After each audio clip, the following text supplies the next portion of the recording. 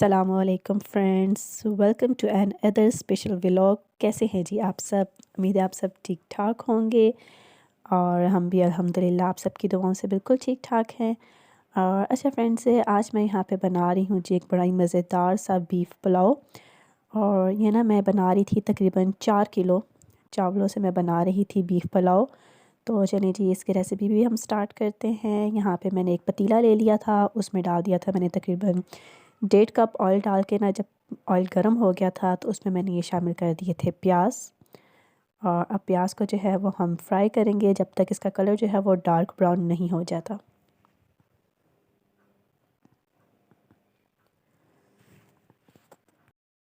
अच्छा, यहाँ पे ना गोश्त को ना मैंने पहले से ही बॉईल करके रख लिया था ना, और इसकी यखनी को भी मैंने एक साइड पे रख लिया था। गोश्त को मैंने सिर्फ जो है वो थोड़ा सा नमक और हल्दी पाउडर और अदरक लहसुन का पेस्ट और सूखा धनिया पाउडर डाल के ना इसको मैंने बॉईल कर लिया था।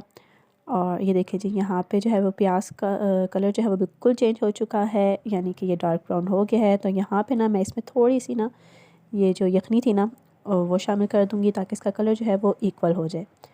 और अब जो है मैंने इसमें ये सारा गोश्त वो डाल दिया था, और उसके बाद जो है वो मैंने इसमें शामिल कर दिए थे टमाटर। और साथ ही ना मैं इसमें सारे मसाले तकरीबन ऐड कर दूँगी, जितने भी घरेलू मसाले होते हैं, नमक, सुरख मिर्च पाउडर, हल्दी पाउडर, सूखा धनिया पाउडर और ज़ीरा पाउडर। इस तरह से जितने भी मसाले थे ना वो सारे ना मैं इसमें डाल दूँगी। और साथ साथ जो है मैं इसको फुल आंच पे ना इसको पकाऊंगी भी ताकि टमाटर जो है वो सॉफ़्ट हो जाएं। गोश्त तो ज़ाहिर सी बात है पहले से गला हुआ था।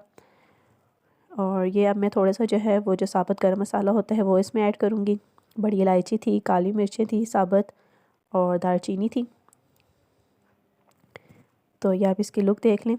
अच्छा, मैंने ना इसमें ना पानी का बिल्कुल भी इस्तेमाल नहीं करना ना। हमारे पास जो यखनी थी ना हम वही इसमें ऐड करेंगे, मतलब पकाने के दौरान भी अगर आपको ज़रूरत पड़े ना इसमें थोड़ा सा पानी डालने की, तो आपने पानी नहीं ऐड करना, इसमें आपने ये यखनी ही ऐड करनी है। तो ये देखिए जी यहाँ पे ना मैंने ये चावल भिगो के रखे हुए थे। ये चावल ना एक्चुअली ना मैं अपने हस्बैंड के लिए ही बना रही थी कि जैसे कि मैंने आपको बताया कि मैं रोज़ उनकी शॉप पे खाना भेजती हूँ।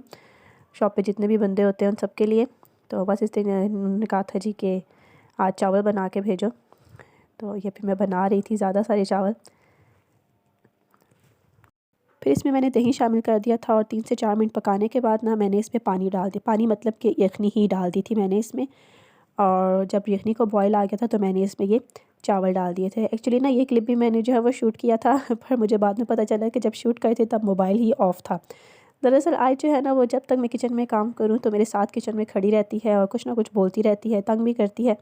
तो बस कभी कभी ऐसी गलतियाँ हो जाती हैं। तो जो है मैंने ना इसमें ना पानी जो है वो बिल्कुल हिसाब का डाला था, यानी कि मैंने अगर लिए थे 7 कप जो है ना मैंने चावल के लिए थे, जैसे कि पहले भी मैं आपको बता चुकी हूँ। तो उससे डबल करके ना हम पानी या यखनी जो भी आप ऐड करें आप वो डालें, तो इंशाल्लाह ताला आपके चावल जो है वो कभी भी जो है टूटेंगे नहीं और खड़े खड़े ही बनेंगे। और दम लगाने से पहले ना मैंने इसमें एक चिकन कनौर क्यूब डाल दिया था और थोड़ा सा ना जो बिरयानी मसाला होता है ना वो ऊपर से डाल के ना ये मैं इसको मिक्स कर रही हूँ। और उसके बाद जो है मैं इसको दम लगा दूँगी। थोड़ी सी वीडियो जो है वो मैं फ़ास्ट इसलिए करती हूँ कि फिर जो है वीडियो काफ़ी लंबी हो जाती है। और ये है कि रेसिपी मैं इसीलिए साथ साथ बोल के आपको बताती रहती हूँ। तो ये देखें जी यहाँ पे ना मैं चावल चेक कर रही थी और साथ में ना नमक भी मैंने टेस्ट किया था। नमक मुझे फिर थोड़ा सा कम लगा था तो मैंने इसमें थोड़ा सा ऐड कर लिया था। और चावलों को ना मैं यहाँ पे पानी में ज़्यादा नहीं पकाती, चावलों को जो है मैं दम में ज़्यादा पकाती हूँ। तो ये देखिए जब मैंने इसके ऊपर धनिया डाल दिया था। और अब जो है मैं इसको दम लगा दूँगी, तकरीबन 25 मिनट का मैं इसको दम लगाऊँगी। और आप भी अगर चाहते हैं कि आपके चावल जो है वो खिले खिले बने तो आप जो है वो ना चावलों को पानी में कम बनाया करें, इनको ना दम ज़्यादा टाइम का लगाया करें। तो यहाँ पे तकरीबन 25 मिनट का मैंने इसको दम लगाया था। और ये देखिए जी यहाँ पे हमारा मज़ेदार सा बीफ पुलाव जो है वो बिल्कुल रेडी है।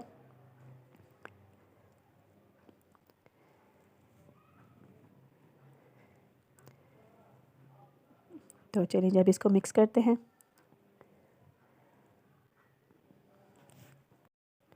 और यहाँ पे आयुष्मान जो है वो मेरे पास किचन में खड़ा था कि मम्मा बड़ी प्यारी खुशबू आ रही है, कब खाना बनेगा मुझे भूख लगी है। आयुष्मान को भी ना ये पुलाव बहुत अच्छे लगते हैं। बीफ पुलाव हो गया, चिकन पुलाव हो गया।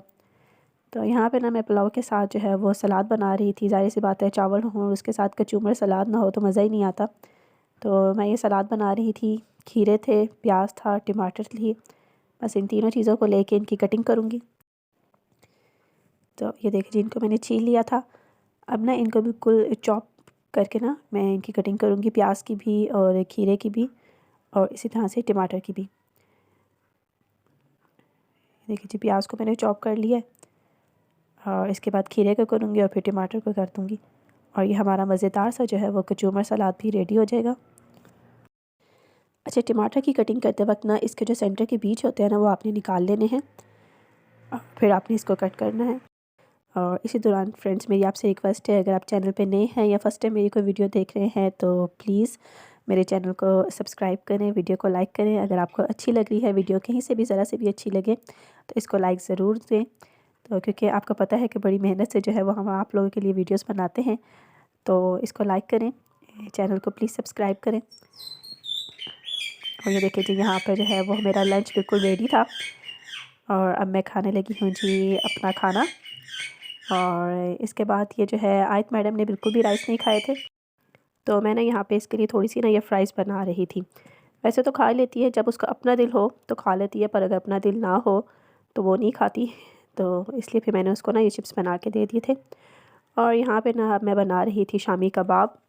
ये मैं ना चिकन के शामी कबाब बना रही थी। तो बस साथ मैंने कटिंग कर ली थी प्याज की भी और थोड़े से ना 2-3 मैंने इस दफ़ा कहा था ज़रा बीच में आलू भी डाल के देखती हूँ कि कैसे बनते हैं ना, वरना मैंने आलू कभी डाले नहीं हैं। सिर्फ चने की दाल और चिकन के ही मैं बनाती हूँ। और बस आलू, प्याज और चिकन और दाल डाल के ना इसमें थोड़ा सा पानी डाल के तो इसमें मैंने मसाले ऐड किए थे। पानी ना आपने बिल्कुल भी इसमें ज़्यादा नहीं डालना, बस 1 गिलास के बराबर आपने इसमें पानी डालना है। क्योंकि ज़ाहिर-सी बात है अगर आप इसमें पानी ज़्यादा डालेंगे तो कबाब जो है वो बिल्कुल आपके ढीले हो जाएंगे और फिर उनको बनाना जो है वो काफ़ी मुश्किल हो जाएगा। तो ये बस इसमें मैं सारे मसाले ऐड करूँगी, क्योंकि दाल भी जो है ना वो मैंने सुबह की भिगो के रखी हुई थी और आलू भी जल्दी गल जाते हैं और चिकन भी आपको पता है जल्दी ही गल जाता है। और 5 मिनट के लिए ना मैं इसको सीटी लगाऊंगी प्रेशर कुकर को। बस सारे मसाले मैंने इसमें ऐड किए थे और जो साबुत गरम मसाला है उसमें से भी ना मैंने काली मिर्चें और दालचीनी और जो है वो बड़ी इलायची वो ऐड की थी।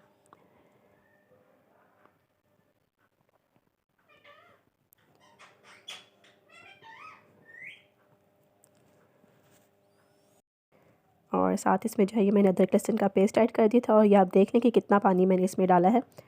और बस 5 मिनट के लिए इसकी सीटी लगाऊंगी और आप देख लेंगे कि ये देखें जी पानी इसका ड्राई हो चुका है। ये सब चीज़ें जो है ना वो अच्छे से गल गई थी और पर अभी भी ना इसमें ये देख लें आप थोड़ा सा पानी था, पर इसका कोई प्रॉब्लम नहीं है। हम जो है वो चूल्हे की आंच बिल्कुल फुल कर दूँगी मैं और इसको ना अब मैं उस पर बनाऊँगी। बस 5 मिनट लगेंगे तो इसका पानी जो है बिल्कुल ड्राई हो जाएगा और जब पानी ड्राई हो जाए तो फिर आपने ना चूल्हा बंद करके इसको ठंडा होने के लिए छोड़ देना है। और ये देखिए जी यहाँ पे ना तकरीबन ये बैटर जो है वो बिल्कुल ठंडा हो चुका था और अब ना इसको फूड प्रोसेसर में डाल के ना मैं पीस लूँगी। ये ना इतना था कि बस एक ही बार में सारा ना इसमें आ गया था, तो मैंने इसको इकट्ठा ही एक ही बार पीस लिया था। और अब जो है ऊपर से ना मैं सिर्फ इस पर हरा धनिया डालूँगी। आप चाहे हरा पुदीना और जो सब्ज़ मिर्चें होती हैं वो भी ऐड कर सकते हैं, पर मैंने इसमें सब्ज़ मिर्चें बिल्कुल भी ऐड नहीं करूँगी क्योंकि मेरे बच्चे भी खाते हैं, तो फिर हल्की सी भी मुँह में अगर चिली आ जाए ना तो वो उधर ही छोड़ देते हैं। और यहाँ पे मैंने इसका नमक भी चेक किया था, थोड़ा सा कम लग रहा था तो वो भी मैंने शामिल कर दिया था और बाकी सारे मसाले जो हैं वो बिल्कुल परफेक्ट थे। और ये ना थोड़ा सा मैंने इसमें गरम मसाला ऐड कर दिया था।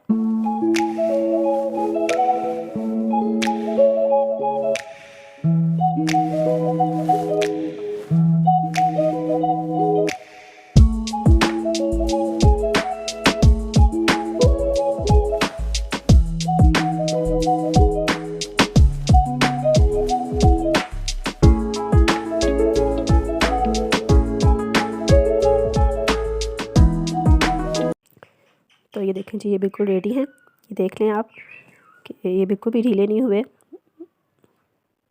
और अगर इस स्टेज पे आपको लगे ना आपके कबाब ढीले हो गए हैं तो इनको निकाल के ना आप थोड़ी देर के लिए फ्रीज़र में रख लें तो ये ना बिल्कुल ठीक हो जाएंगे, हार्ड हो जाएंगे, और तब आप ना इनके कबाब बना के रख लें। तो ये मैंने निकाल लिए थे और अब जो है मैं इनके कबाब बनाऊंगी।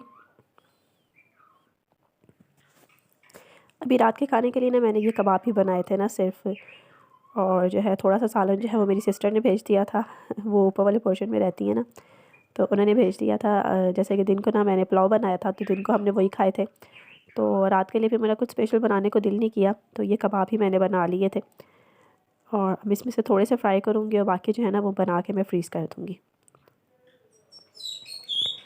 तो देखिए जी, कबाब बनाने के लिए मैंने अंडे को फेंट लिया और अब ना इस अमेज़े के मैं कबाब बनाऊंगी। अच्छा, मैं ना ये कबाब जो है, ये कबाब वाला जो मोल्ड होता है ना, इसी से ही बनाती हूँ, चाहे आलू के बनाऊँ या जौन से भी बनाऊँ।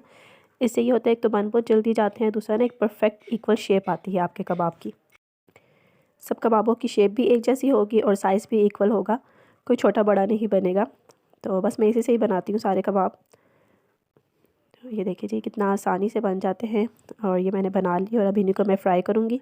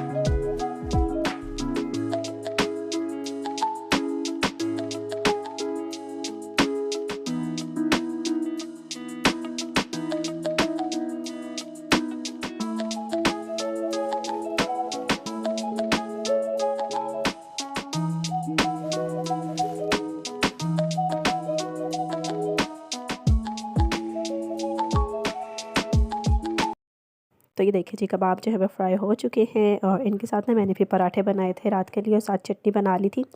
तो मज़ेदार सा एक सिंपल सा डिनर हो गया था। तो ये था जी मेरा आज का व्लॉग।